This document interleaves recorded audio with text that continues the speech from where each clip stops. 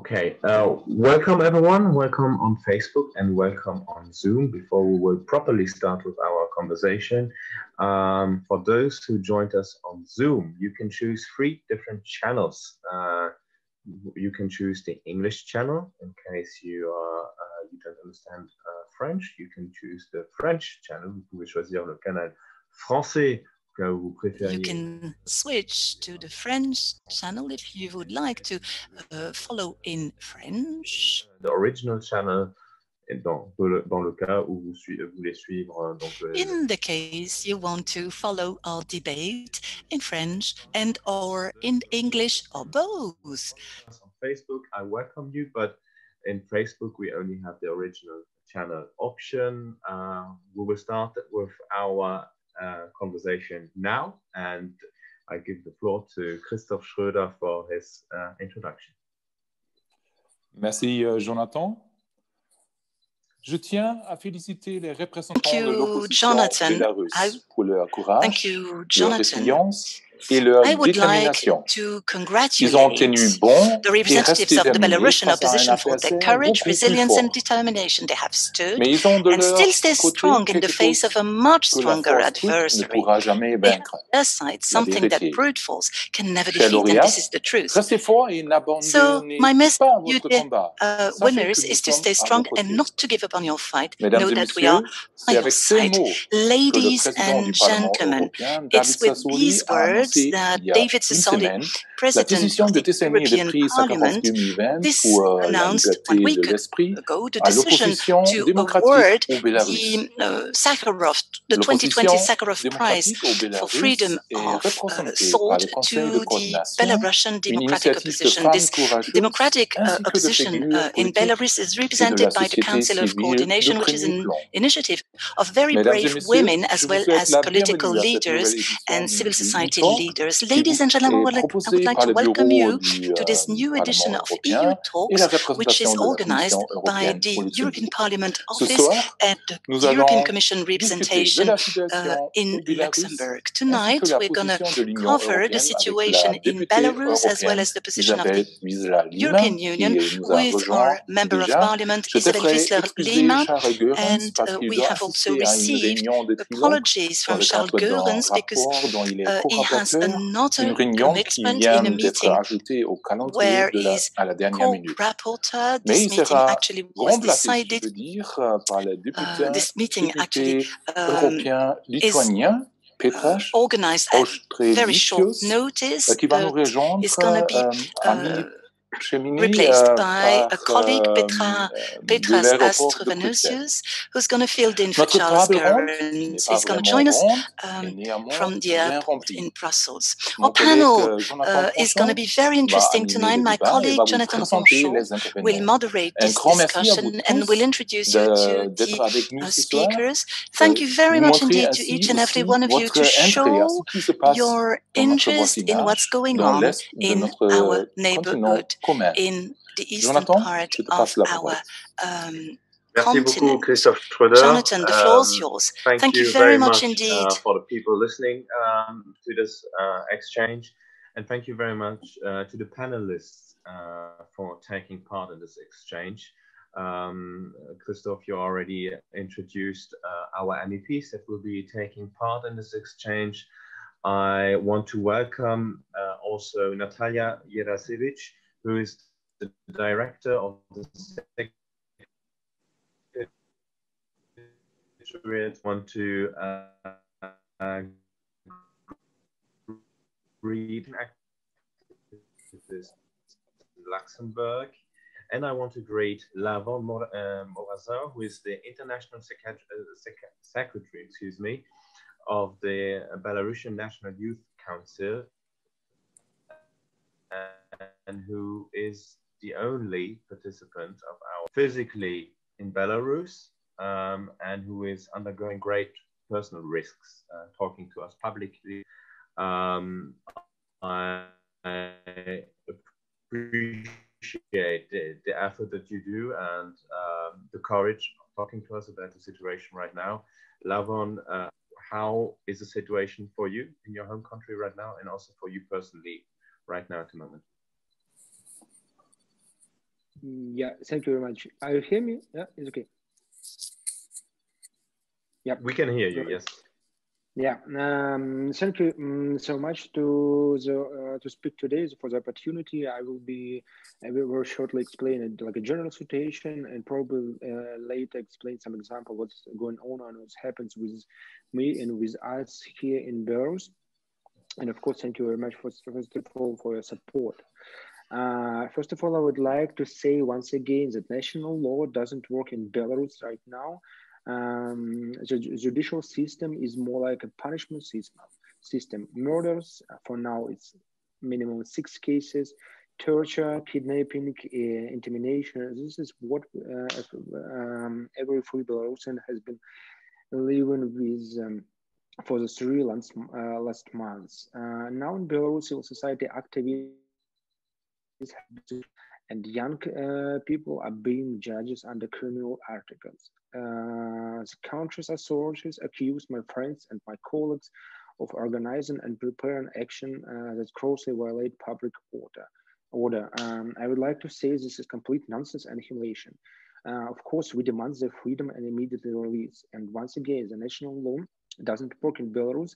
And I hope that the international law and international society will protect the rights of Belarusians to live in peaceful and democratic country. And what about from my perspective of view? In 2016, I worked in international university here in Mainz. And after the situation when 2 people from KGB come to me, to my own city where I was born, I lost my job in ideological reason, because I do a lot of lecture in the death penalty and LGBTQ topics, and of course administration don't agree. Just for example, from my perspective of view, or from my view of human rights, just for example. And right now, 2 weeks ago, we, like National Youth Council, rather prepared our first in Belarus. In Belarus, first alternative report on youth rights and present to Human Rights Council. And 2 weeks ago, I once again explained to International Law Society, just dear colleagues, please remember that international law, human rights, it's not internal issues as if any country in Belarus do. I understand my real position because I'm right now I'm in Belarus, and my personal opinion and my personal position don't leave the country because I want to live here. I want to live in Minsk, just for example. And of course, I understand what's going on in European Union. Of course, I know how young people live in European Union, but it's my country, and I wanted to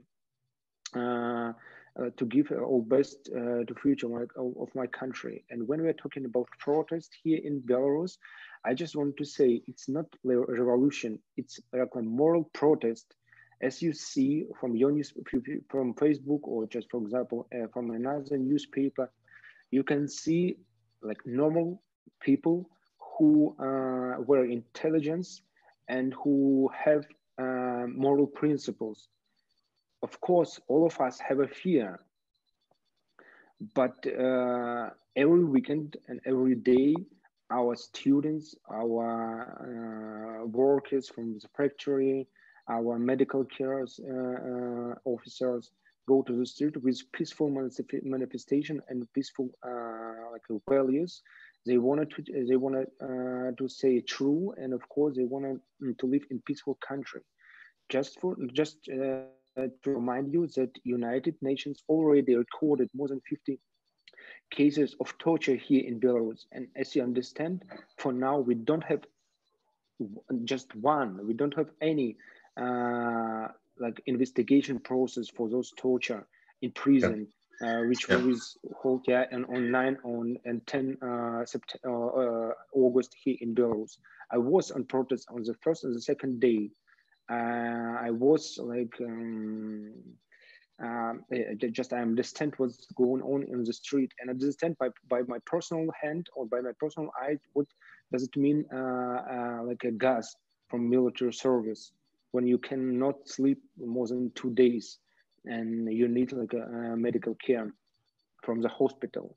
And once again, just to explain, it's not revolution, it's moral protest from all peaceful citizens from whole country, as you can see from probably newspaper, and of course, I just understand from my side. And just to understand, we already did, or we already have like 3 months protest, 3 months we go to the street. And for those time, we have 50,000 people who was arrested. Just imagine how many people. And my personal experience, I go to the court, is if we can call the system like court system, and I understand that it seems like more circus, and of course national law doesn't work in court right now.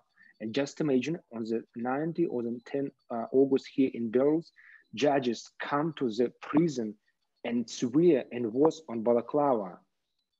Just people who was arrested don't understand for which reason they was arrested and what's going on. And of course they have a fear. Just for example, when you was arrested, all your things like mobile or your computer was arrested too. If you wanted to get back or to give back all you think, you should go to the police department and ask about them.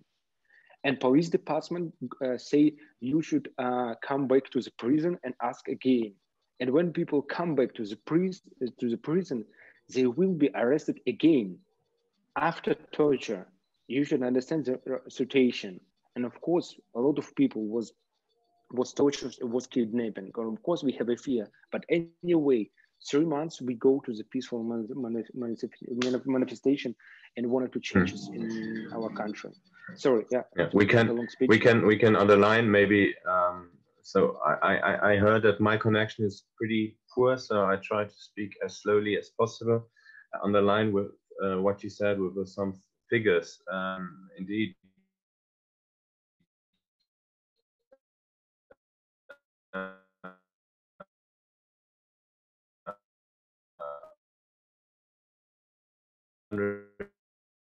Is it the problem from Jonathan's side, yeah?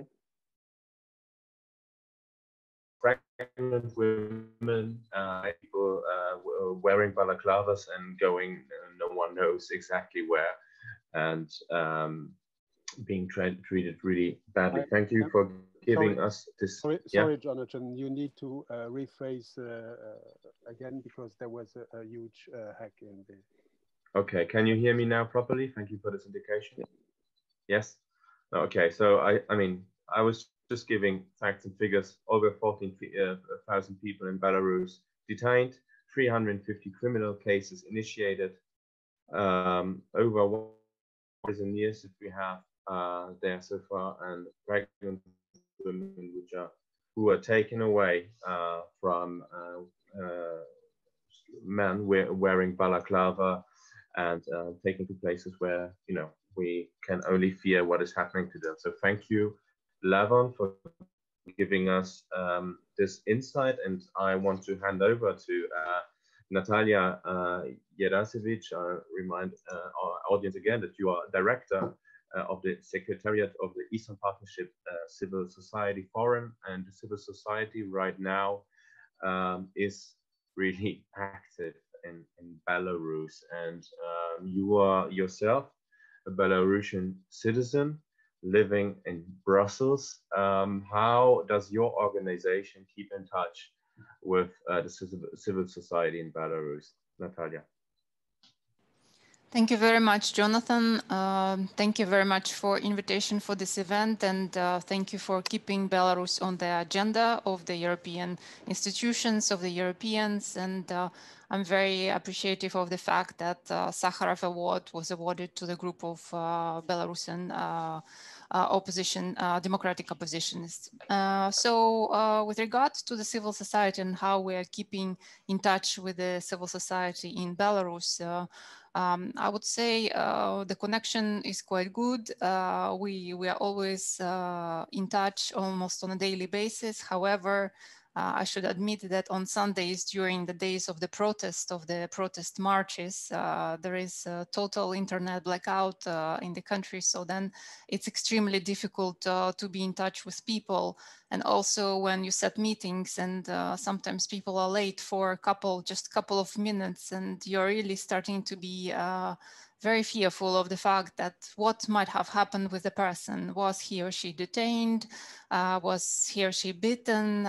Something happened. So it's really a difficult situation for the people on the ground. And I'm really appreciative of the effort, of the courage, and of the resilience of the people there, because as we know, people are having their work days, then they start with volunteer work in the evening or during the weekends. And then there are also different types of activities. Okay, it can be more march of protest. It can be meetings with local communities, newly arranged local communities in the courthouses of courtyards of the big apartment buildings. It can be different type of activities. And I should say that people really emotionally are quite exhausted and often physically exhausted. Though, of course, there is a quite big wave of energy coming when people come together and they have the same cause. They are united and they do something together and they see some results. But at the same time, we are here for a marathon. It's not a short-term race. That's why it's very important to bear in mind that people are really having it difficult emotionally, so-called emotional swings. And yeah, if we talk about European response, European approach, I think it's extremely important to show the solidarity by different means, by awards, by contacts between different types of organizations. If European trade unions would be in touch with Belarusian independent trade union, or youth organization would contact youth organization in Belarus.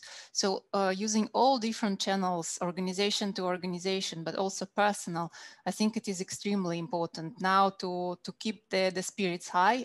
The morale is very high with the Belarusian civil society, but we need to understand that it's a difficult situation for the whole country, and especially for those who are at the forefront and it's civil society.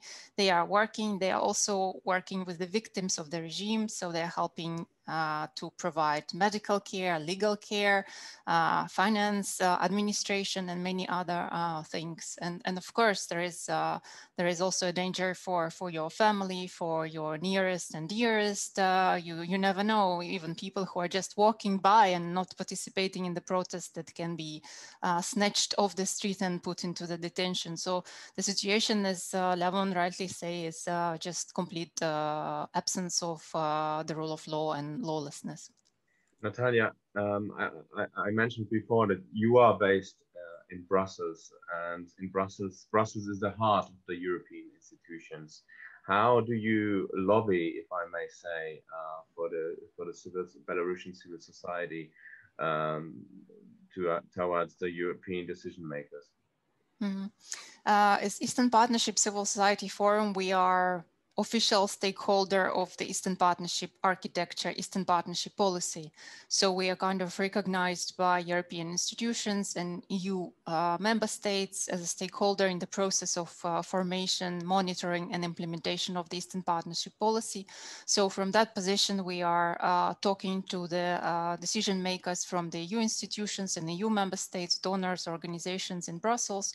So, and definitely there are a lot of messages on all 6 countries we are working on, but on Belarus, of course, the situation is very dynamic. It changes every day. So it's very important to keep the decision makers up to date and with first-hand information and alert them on the situation. And of course, we organize meetings, we organize events, we produce research, and among our recommendations to the EU decision makers now is of course to pay attention to the civil society, to channel the support that have been provided or was planned to be provided to the governmental institutions, to channel it away from them, because it will with a very high level of probability be used against the Belarusian population. So, and rechannel it to international organization, to Belarusian civil society, which has proven since the COVID started how it can work with the population, support the population instead of the state who does not provide the services. Lavon, I think you wanted to add something. I saw you raise your hand, right? No.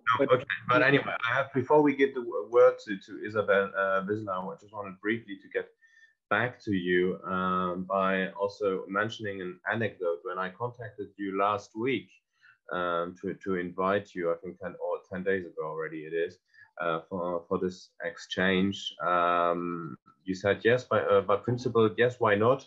But right now I cannot answer because our director is persecuted, and officials or policemen are in her apartment and taking all her computers and mobile phones, and she's right now trying to flee. So this really underlines how dramatic the situation is. Your country or the population of Belarus is striking right now. Can you maybe, before we hand over, explain us briefly how your life on a daily basis looks like? I mean, what are your plans for tomorrow, the day after? You plan actions, or what do you do now? Well, it's a very difficult question, but thank you very much. Of course, we right now thinking about whole security point, what we should to do or not to do. Just for example, my position in organization, international secretary, like my job description, we can find to communicate with we can find some moment to communicate with international organization, and just for example with you. But of course, I just understand like real situation. Of course, I have a fear, and in this reason, I don't Minsk. And probably leave the country and move to the country like for a couple of days. And to be clear, some of my friends already leave the country in security reason, because there is, as you know, like criminal case. And from this criminal case, policemen and people without any form, and as we understand, as people from KGB come to our home with research and with investigation, and to confiscate our laptop and something like that. Me, like a lawyer, I understand from national law and from international law, I don't violate any law, because I have a freedom of speech and I wanted to live in my country. But just again, law in Belarus and Belarusian law doesn't work here in Belarus, and they do what they want. I mean, like last president or last government, better to say. And I just wanted to say, me personal, not political, and not political person. I do not my business and my activity in political sphere. I'm a lawyer and human rights defender in previous and right now. And from those perspective of you, I think that I have opportunity, I have a right to speak with you honestly and say my truth and say what I think.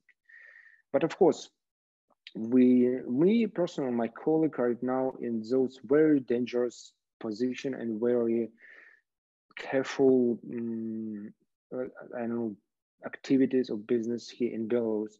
We decide what to do and what to say. Yeah, but once again, I don't want to leave the country. Yeah, clearly there's no rule of law in Belarus at the moment. And before I will switch to French, because I will speak to Isabel Wiseler in a second. I just read the message that our interpretation is switched. So in case you want to follow in English, you have to choose the French. And in case you want to follow the French interpretation, you have to choose the English channel. I'm sorry for that, but I'm sure you have figured that out already. Et je continuerai donc en français avec Isabel Wiseler. Okay, so Isabel Wiseler She has clearly explained that there is no rule of law anymore as it ever existed. So the rule of law doesn't exist in Belarus.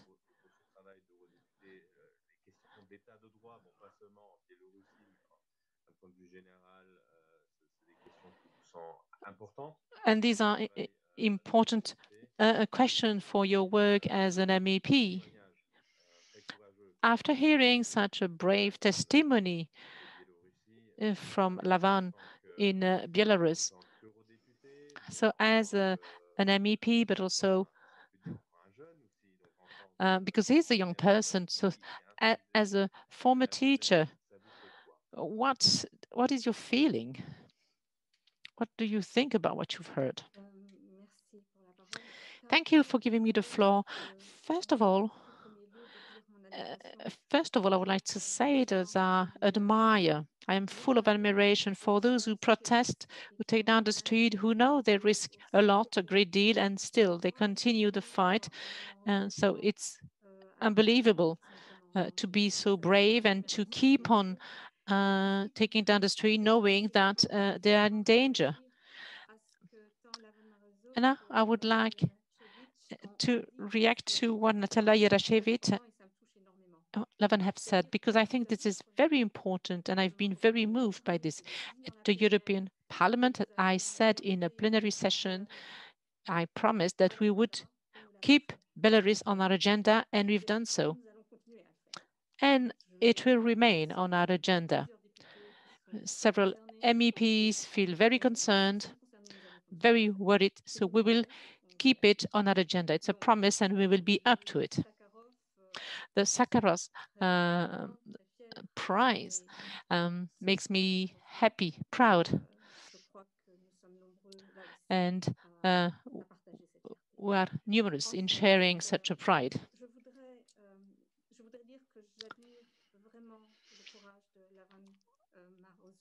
I really admire the bravery of Lavon Marozau. I think he's very brave.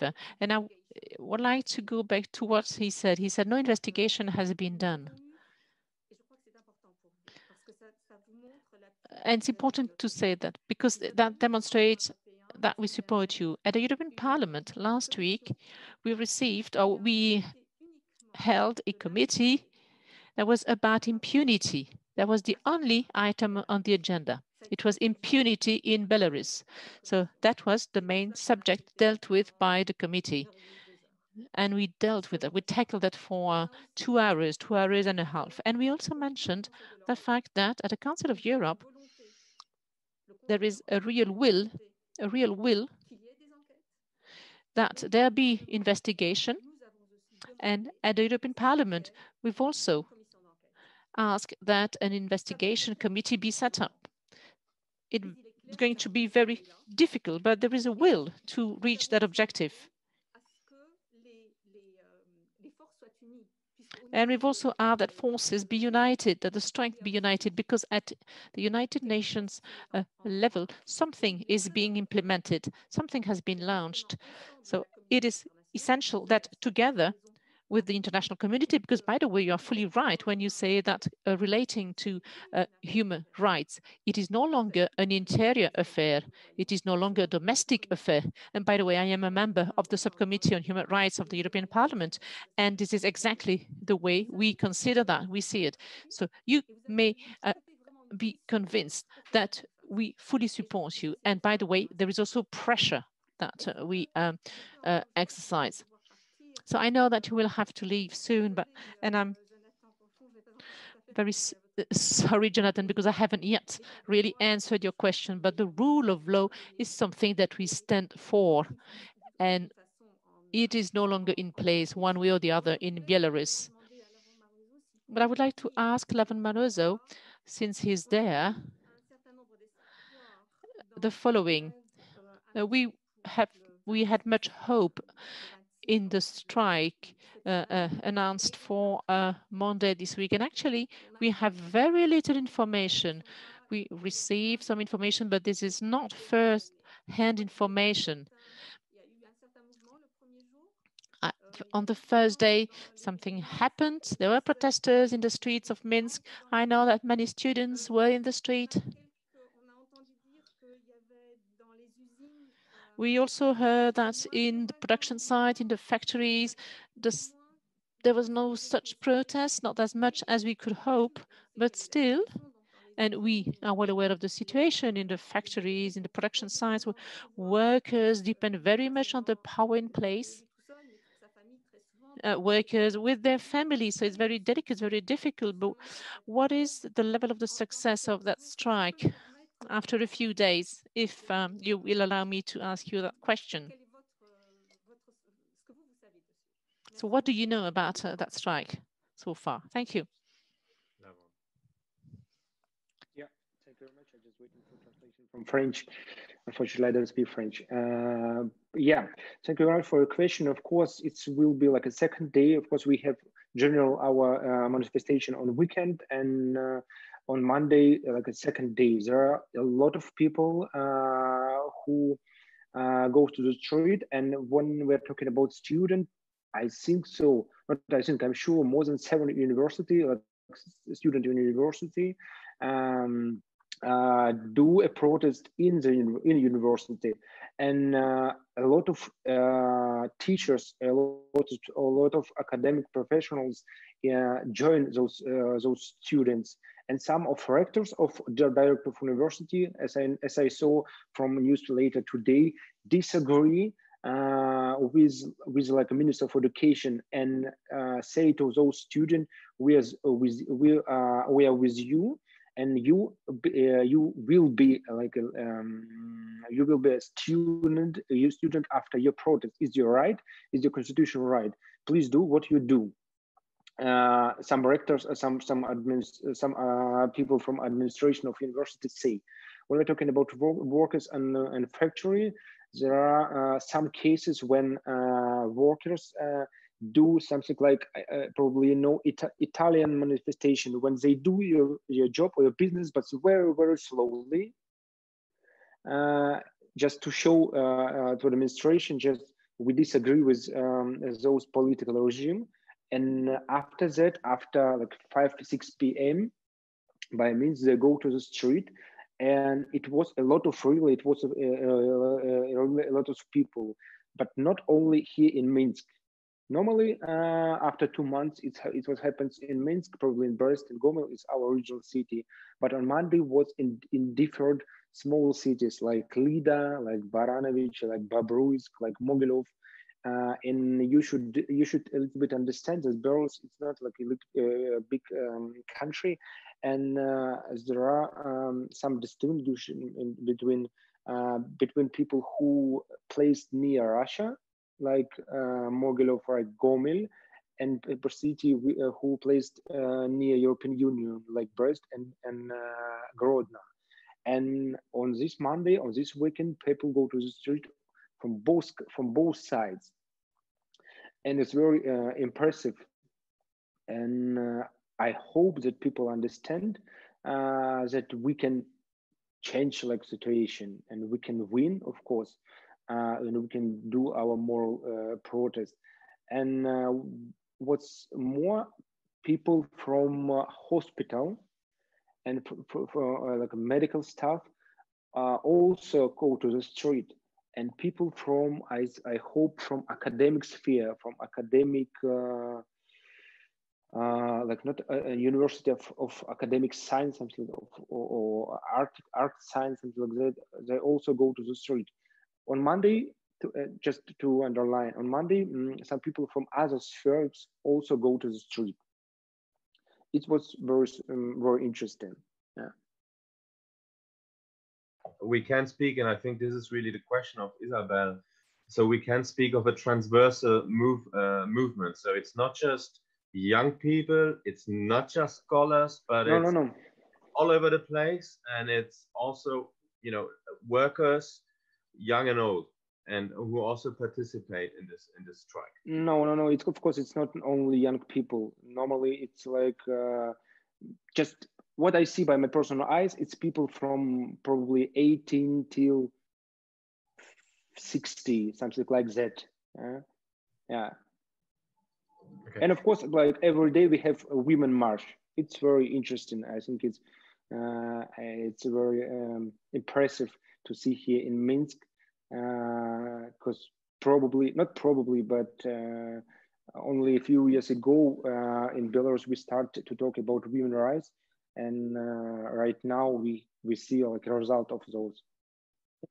Yeah, and we can suppose that the real president-elect of Belarus is not the incumbent president, whose term will end on November 5th, and who is done on November 6th, not considered as a legitimate president of Belarus. I'm speaking about of Aliaksandr Lukashenka, obviously, but it's Svetlana Tikhanovskaya, who Isabel, you met in the European Parliament since she was in the Foreign Affairs Committee. I see that Natalia raised her hand, and I wanted to give the word to you again. But first, if you allow to share a personal story, since I was personally in Minsk over 2.5 years ago as a journalist, and I met there one of your former colleagues, Lavon, and she told me. I mean, I had the sense at that time that, you know, politics were a taboo subject in the public sphere. So people would dare speaking openly to you if you're on a face-to-face conversation, on a one-on-one conversation. But as soon as you have more people, people were really afraid. And what she told me is with the work that you do with the National Youth Council, she was also from the National Youth Council, is that they do a lot of they prepare the young people that one day when the people of Belarus will rise up and do something against this dictator, there will be people to take over and be able to carry this country to a real democracy. Natalia, that's why I wanted to give the word to you. To what respect you think is the civil society ready to lead the country once Lukashenko will be gone? And I see that the MEP Petras Austrevicius has joined us from Brussels Airport. Hi guys, good to see you. Great having you. I just give the floor to Natalia on the question I just asked now, and then I'll get back to you. Natalia. Excellent. Looking forward. Thank you very much, Jonathan. Just a small addition maybe about the strike of the workers. It's important to understand that they are working at the state enterprises and they are working on short-term contracts, and the labor rights in Belarus are not at all respected. So basically they are under total influence of the administration of those enterprises, and they can do with them what they want. And basically we already heard that some workers who were striking on Monday were already fired from their enterprises, and the students as well. Those who were striking on Monday, they're already expelled from their universities. So that's the situation. And in terms of the civil society, I believe that indeed the society is going through a very deep transformation, and we have not seen such a transformation for a very long time. The society and civil society was a bit apathetic, a bit apolitical, not very active.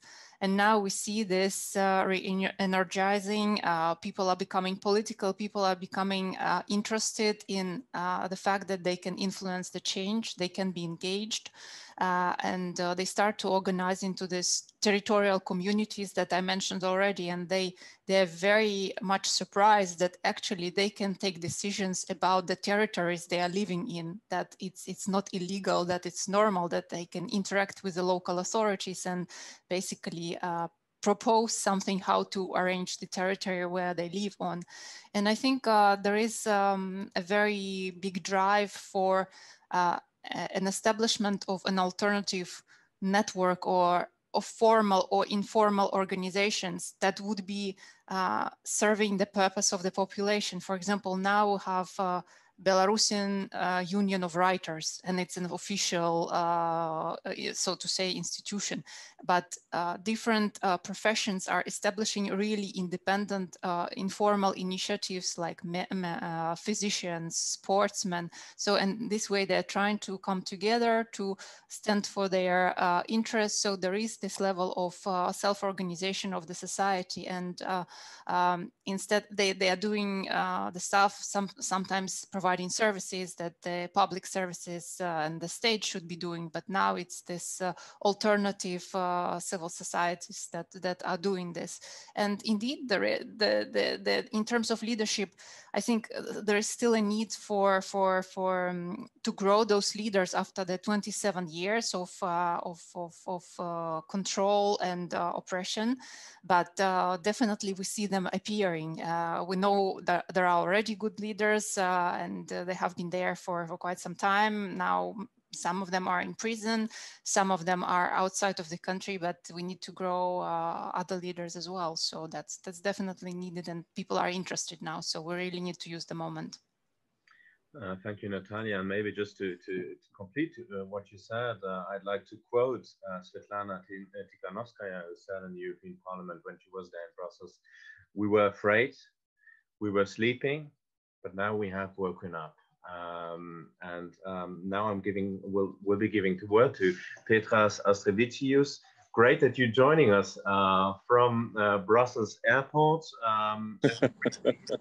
Let me briefly introduce you. You are a Lithuanian MEP, part of the Renew Euro group in the European Parliament, and you are the rapporteur on the resolution of the European Parliament on Belarus. You have, which I find really interesting, especially linked to what we are discussing now, you have a record as a diplomat. You were an ambassador of your country, and you prepared Lithuania to the accession to the European Union. So you know, I think, really well what it means to implement the rule of law in an Eastern European country. Are you reminded to your former career right now also in your activities? Well, thank you. First of all, thank you very much for having me and having an opportunity to express my views and to interact with your speakers. Well, indeed, I think my previous experience is very much useful for me in my today's capacity, in my today's dealings. And after all, you know, I mean, I come from the neighborhood of Belarus. I mean, we've been so much interlinked historically, culturally, and even the past 100 years was somehow to be next to your neighbor. You can explain many things, probably not just looking at the neighbor, but from your own experience, from so many meetings and contacts you have had with people from that country. So that's why, even coming back to your previous question, how the new generation of, let's say, democratically minded people might be grown, or where they come from. So my response is very simple one. I mean, nobody was born knowing exactly the principles of life, or I mean, your profession or your knowledge. I mean, it comes with years. So that's why I personally, I'm not afraid at all if things develop smoothly in Belarus, if this democratic transition happens, and I strongly believe in this, I'm sure, will be a good group of people, younger or older generation, ready and learning, experiencing it from their own life as well as from neighborhood. Look, how many people from Belarus are in exile, diaspora? I mean, young, bright people. I'm sure, I mean, it will be, all those vacancies will be filled with competitive, patriotic, and very, I have to admit, very willing for a new life people.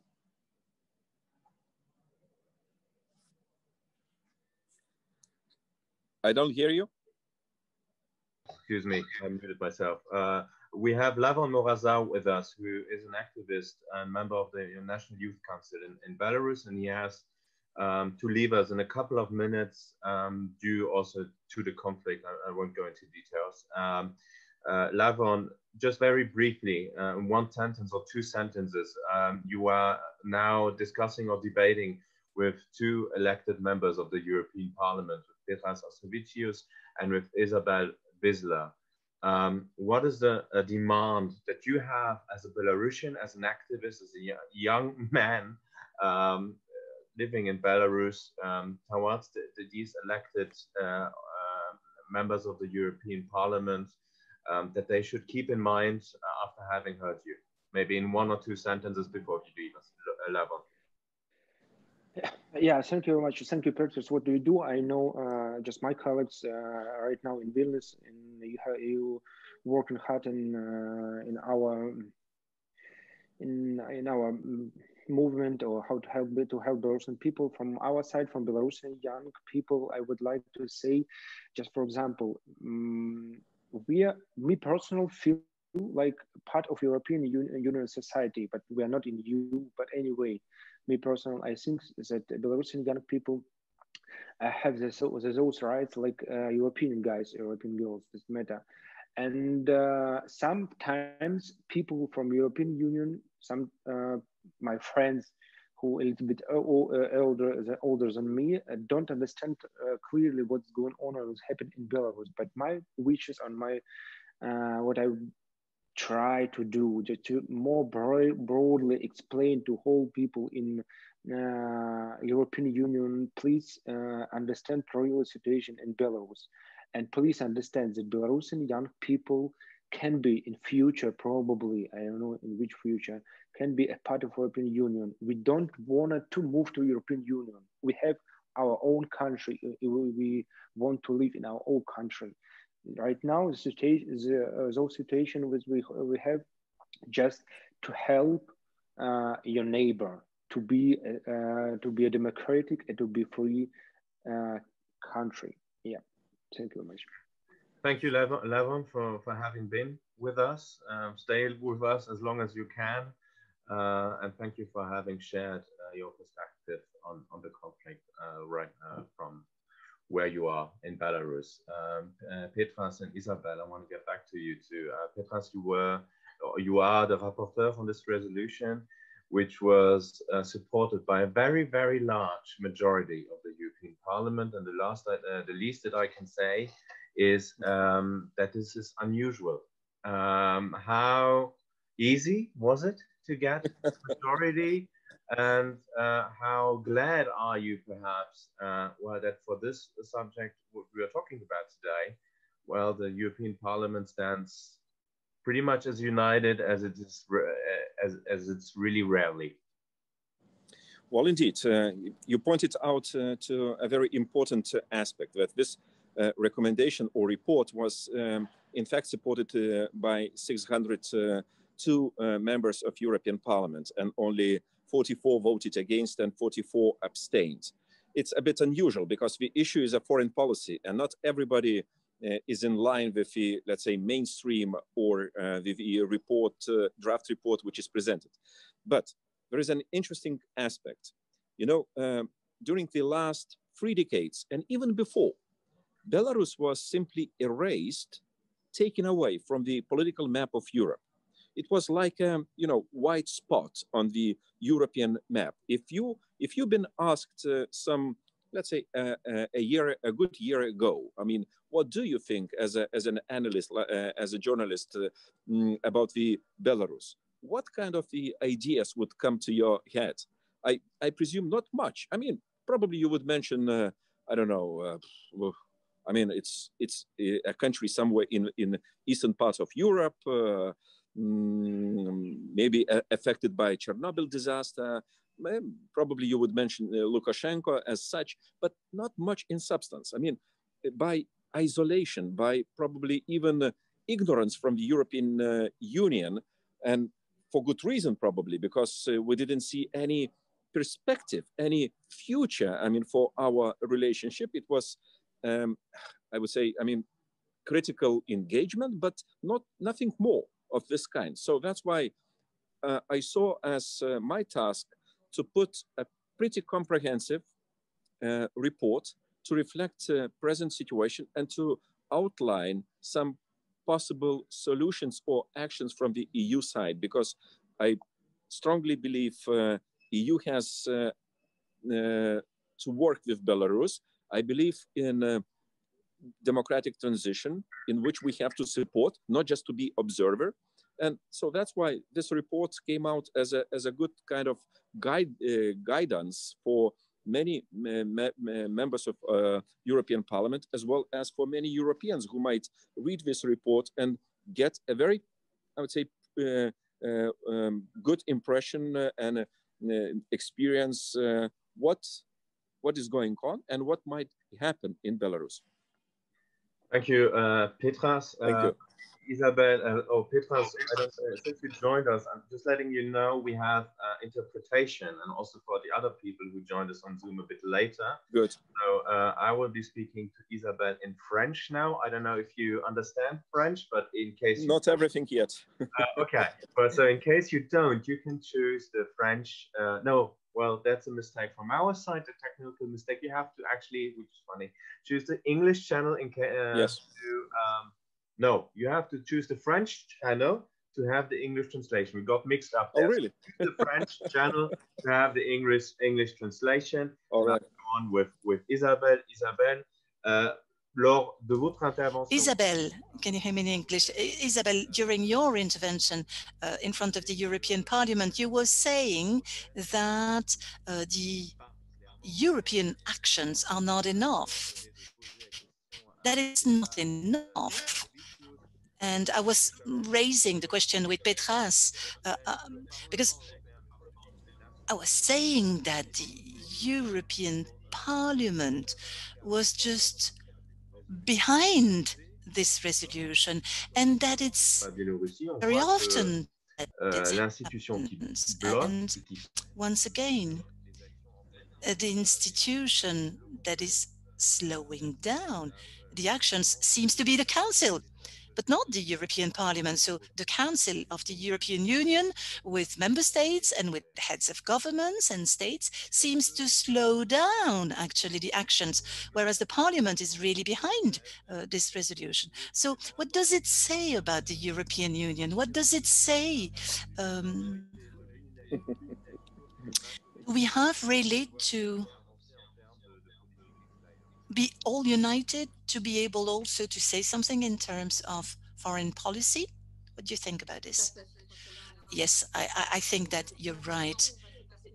You're right. Maybe if you ask me a question on that issue, maybe I might, let's say, drift away from our current topic. And as a matter of fact, the Council sometimes goes against some topics then, and we must do something. We must act for this to be changed. And I would like to come back on what we were saying before about this very thin line of both of all European institutions. Actually, we should support the opposition in Belarus, but we must make sure that no country would actually intervene in the Belarus. Let's call a spade. Russia, well, Russia obviously actually would get involved into what's going on in Belarus. When we support the opposition, maybe people can say that the European Union also gets involved, even if it cannot be compared with what the Russians do.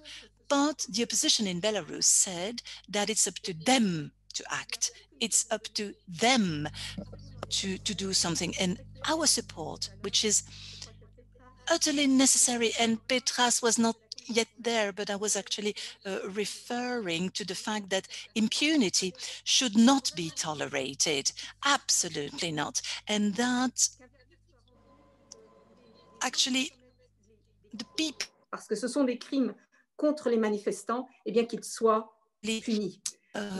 Perpetrated crimes against protesters must be brought to court. And that's where we need to do something, where we need to act. But coming back on this intervention, political intervention or involvement, we must be extremely careful really to support the transfer of power, of democratic power that the Belarusians actually are conducting right now. If you see my point, and really what of the main issues I see. Yerashevich a parlé des leaders. Il y a cette problématique que Loukachenko a mis en prison, on a forcé à toutes les... Lukashenko actually quelque chose qui se met vraiment en place. J'ai vu que maintenant, d'ailleurs, je crois que c'est le 26 octobre, il y a eu... But the 26th, actually, there was this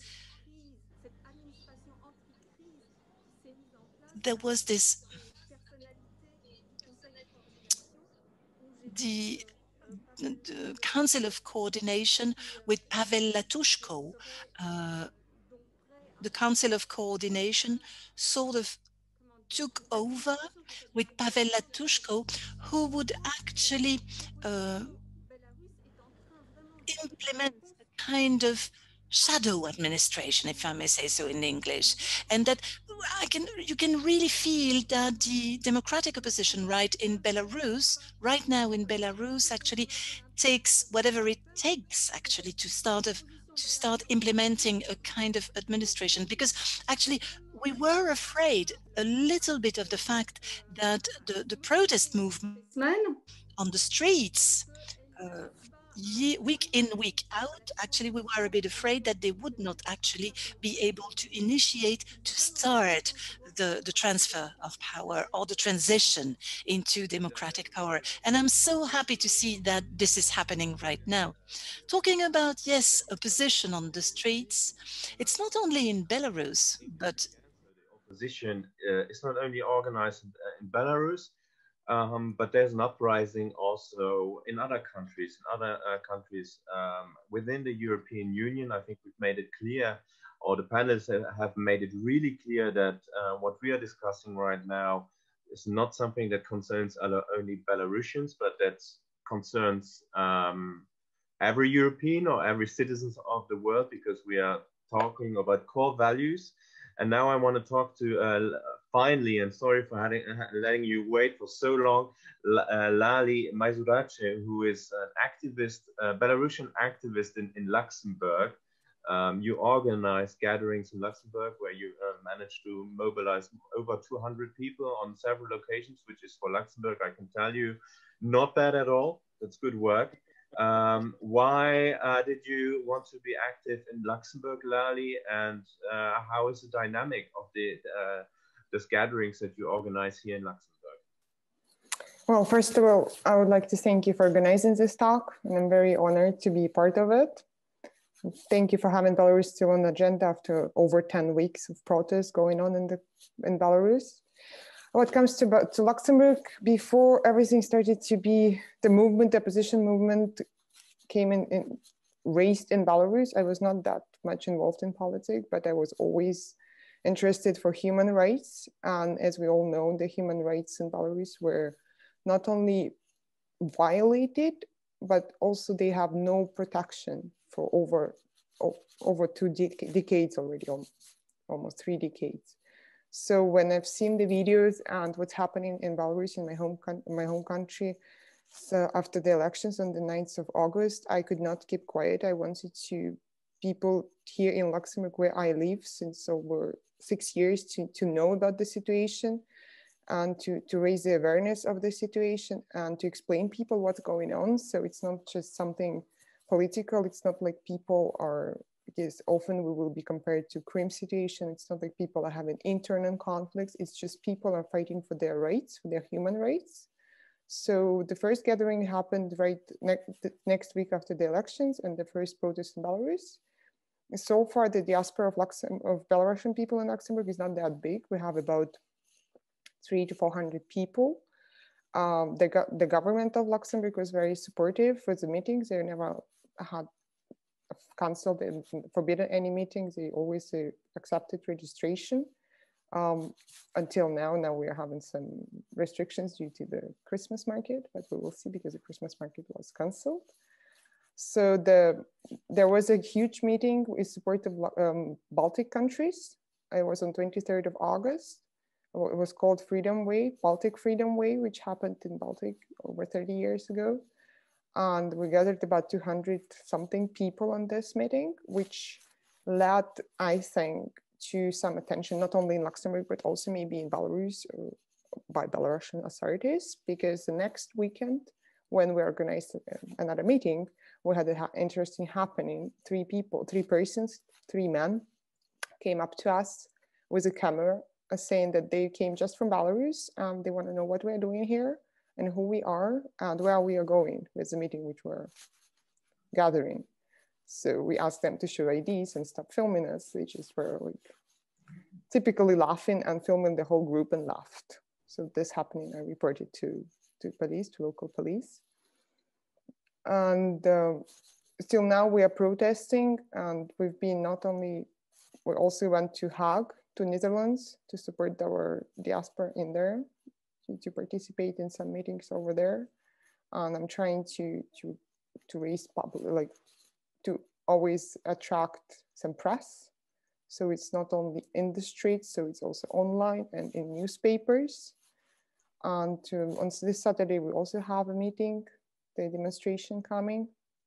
And we hope very much that this also gives the support and strength to people in Belarus who are striking every day, and they are losing their energy and physically and morally. And I also wanted to stress out. How are your relatives doing in Belarus? How are your relatives doing right now? Well, right now, but how are your relatives? Well, I have family in Belarus living still. There was a case in my family. The person was working in a governmental institution and the military force governmental institution, or almost 20 years until now. But he refused to support and be a part of this human rights violation which happening in the streets. So he resigned on the 10th of August. Unfortunately, this was not the resignation. It turned into the case against him that he did not show up to work. So it took about a month for him to receive his resignation letter signed. And it was signed, not that he resigned, but it was signed like he was fired because he did not show up to work for months. Now the family member of mine is abroad and is settling down abroad thanks to the European Union support. There are some opportunities. And the rest of my family, his family, is still living in Belarus. As we know from today, the borders were officially closed by the government. So there are difficulties to come out now because of the COVID situation. Now the COVID is discovered in Belarus. It was not the case before. Apparently, all of a sudden, COVID is being taken. Yes, now it is a problem in our country too. Surprise. I mean, the interesting aspect about what you said is, and that's something that we don't hear too much about, is that there seems to be also a position within the police. So there's not, which is reassuring, not every policeman who is supportive of the Lukashenko regime, and there are also people dropping out. Natalia, as a final question, would that be the decisive factor in Belarus? So if one day, if the police and the military stop supporting Belarus, would that be the end of the regime? If possible, I can go back to what Isabel mentioned about the anti-crisis formation of anti-crisis, let's say, government in exile or something like this. I also want to add that what positive also happened this week with the ultimatum of Svetlana Tikhanovskaya and also strikes is that there is now more, it seems, coherence and connection between Svetlana Tikhanovskaya as a leader and the people on the streets, because it's her who kind of started the whole ultimatum initiative, and then she inspired people to go out more in bigger numbers on Sunday during the march, and also go out and strike during this week. So here we see before there were quite some analysts saying, no, they are so separate and you need to, so how do we see this? But now we really see that those two forces are somehow coming together. Of course, there is still some work to do, but that's already some positive development. And with regard to this question of cracks of the system, we see, let's say, drops of people getting out of the system, both from the Ministry of Foreign Affairs, from diplomats, from police, and from different spheres who are coming, who are stepping down for their position. And I think what is important here, so that these people would have, especially if they are not so, okay, for diplomats, probably it's quite, it's not such a big deal, but if the person, if the police officer who has big loans from the state, and usually they are receiving quite some benefits, and when they are leaving the service, they have to pay back a lot of money, like thousands, literally thousands of euros. So it means that for them, it's also financial difficulty. So leaving the families in debt. So it's extremely important that there are those crowdfunding platforms that are supporting the people who are resigning. And I think this kind of gives a little bit more reassurance to people who resign. Okay, not only from police, but also, for example, to striking workers, so that they know there is still some kind of alternative. And those funds are indeed, I think they are a very big deal, and there are new initiatives for cultural workers, for sportsmen. So this is proliferating, and of course, Belarusian people abroad are solidarity. People around the world are contributing. I've read recently the report that a Hungarian schoolboy donated the Hungarian amount of money in the amount of a sandwich from his school canteen. So it was also a symbolic sign, but minimal amount, but very, very pleasant news that people around the world and even the youngest are solidary with the situation in Belarus. Natalia, thank you very much for this input, and thank you very much to all of our panelists, to Lavon Marozau, who joined us live from Belarus, to Petras Austrevicius, who's taking his plane in Brussels now soon. Thank you also to Isabel, of course, and thank you also to our Belarusian activists in Luxembourg, Lali, Maisuradze. I think we will still be following what is happening in Belarus, and it's not the last time that we've been covering with such a conference this issue, and which, you know, these problems which happen right here in Europe. I want to thank our team. I want to thank, of course, Christoph Schröder, Marco Jusch for making sure that all the technical aspects work, and all our visuals. And I want to thank our trainees, Maxime Laval and Noémie Custos.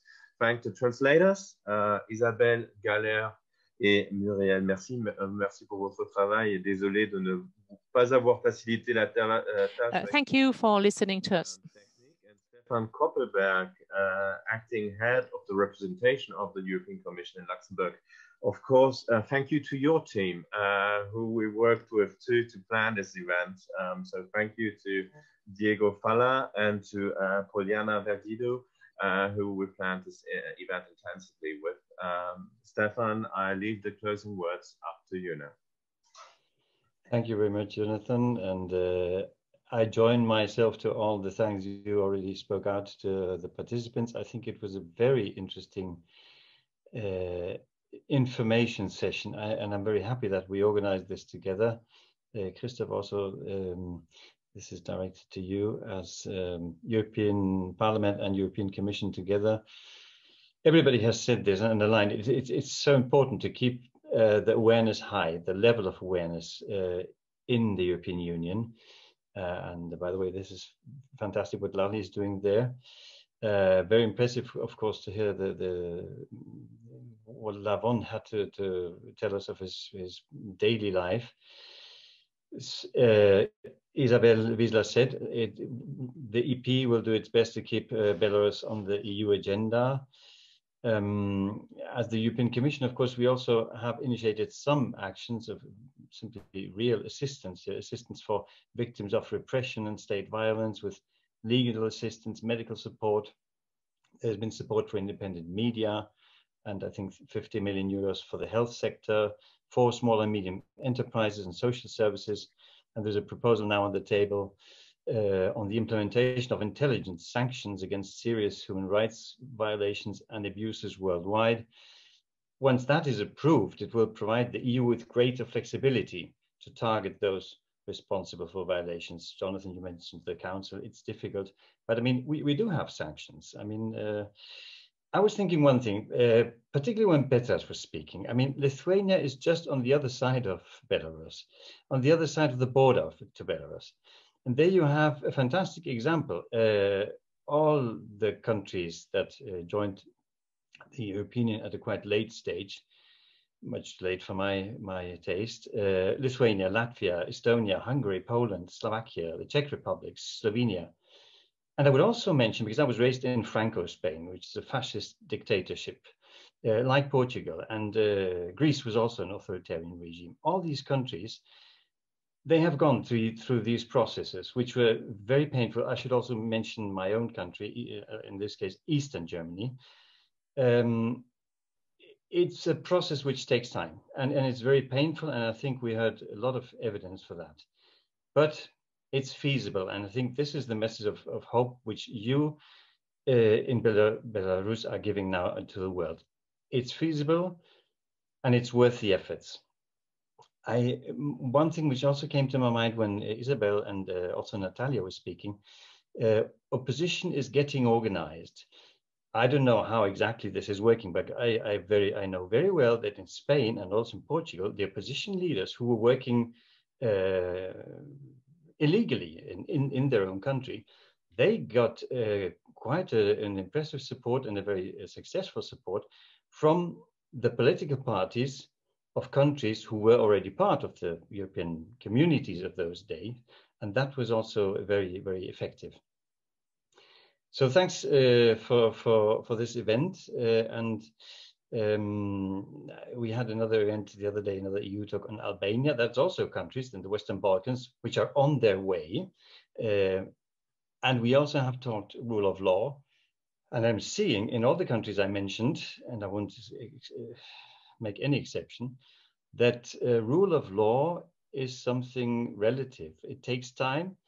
And I think rule of law is never perfect anywhere. Of course, there's an abyss between the situation in Belarus now and most of the countries within the European Union. But we still see with the countries within the European Union that it takes time. Structures are so slow in evolving. But again, everybody has to keep the resilience, and that is something which has been honored by this Sakharov Award, which the Belarus opposition has really deserved. This resilience, the courage, it's worth the effort, and it's actually, this is the European way of doing things. Europe is built in a very, very slow and step-by-step way. But in the end, I think we're getting more resilient every day as European Union, and who knows, Belarus is Europe too. So I wish you all the best and thank everybody for participating. Stefan, since you mentioned the rule of law, there's one country who offered us the rule of law, if I may say, after World War II. It's the United States of America. They will have very important vote coming up next week. And we will cover that, the aftermath, in Luxembourgish and in French. Isabel Wiesler, by the way, and with our MEPs also Mark Angel and Tilly Metz and Robert Harmsen from the University of Luxembourg. So I would say that's our next appointment next week, November 4th, Wednesday, at 12 o'clock. we'll talk about the US elections and also about the state of the rule of law there. Thank you, Stefan. Thank you for the whole team, and see you soon. Thank you. Bye-bye. Bye-bye, everybody. Thank you, and toi toi toi for Belarus. Thank you so much.